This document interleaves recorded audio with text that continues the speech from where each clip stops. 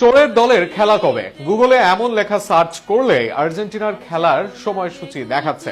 আশ্চর্য হলেও বিশ্বজুড়ে আর্জেন্টিনার বিতর্কিত জয়গুলো নিয়ে সামাজিক যোগাযোগ মাধ্যমে অসংখ্য পোস্ট দেওয়ার কারণে গুগল ভেবে নিচ্ছে চোরের দল বলতে আর্জেন্টিনাকে বোঝানো হচ্ছে। আশ্চর্যজনক এই ঘটনা নিয়ে থাকছে প্রতিবেদনায়। গুগলে চোরের দলের ফুটবল খেলা কবে লিখে সার্চ করলেই সার্চ ফলাফলের শীর্ষে ভেসে উঠছে 2026 ফিফা বিশ্বকাপের সেমিফাইনালে আর্জেন্টিনা ও ইংল্যান্ডের ম্যাচের তথ্য। বিষয়টি সামাজিক যোগাযোগ মাধ্যমে ব্যাপক আলোচনার জন্ম দিয়েছে। অনেকে বিস্ময় প্রকাশ করছেন, আবার অনেকে এটি নিয়ে মিম, ট্রল ও ব্যঙ্গাত্মক পোস্ট শেয়ার করছেন।